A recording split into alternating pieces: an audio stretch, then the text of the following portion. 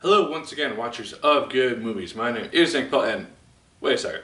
Is this thing on? Sorry, 1 second. There we go. Hello once again, everyone. My name is Nick Pell, and this is my review of The Invisible Man. The general premise of this film, if you are not aware, that is a remake of the Universal film, the monster movie, The Invisible Man, from a long time ago that I don't know when. And it is brought into the modern age. It stars Elizabeth Moss as this woman who has escaped her abusive ex-boyfriend. He ends up seeming to commit suicide, but then she starts to suspect that he has turned himself invisible. And so it becomes kind of her trying to figure out and try to prove that that has happened, while those around her think that she's basically just losing her mind out of paranoia. Elizabeth Moss is amazing in this film. I thought she was fantastic in her role. She's able to capture the persona and the mindset of somebody who seems to be just losing her mind and going insane really well, because just her facial performance, just how she shows what's happening in her face, it's just done really well, and it just really communicates what she's going through.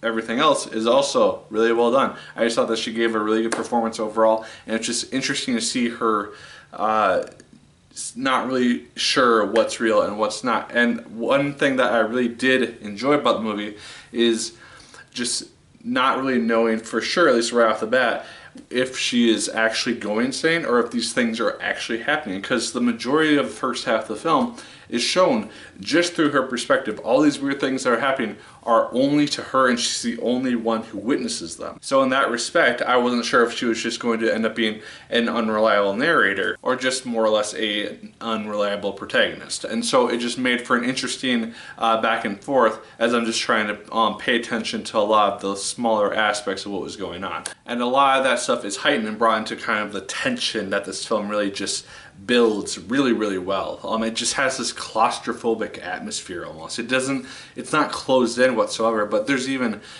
cues with the music and the sound effects, which just make you feel like you can't really go anywhere. And it does, and I think that's what it's going for, as this woman who is trying to escape someone who just tries to keep her in a box pretty much and control her as much as possible. I think that the effects of this film, sound-wise at least, are done really well. My only small minor gripe with the film is that it can feel a little bit slow at times. Overall, it's really well done. It can just feel like the pacing's just a little bit off here and there. That's the only real minor thing. And the film's 2 hours long, so it's gonna happen, but it was just kind of noticeable here and there. But yeah, guys, overall I really enjoyed The Invisible Man. I think it's a really good film. It's probably my favorite film so far this year, not counting the anime films I've seen.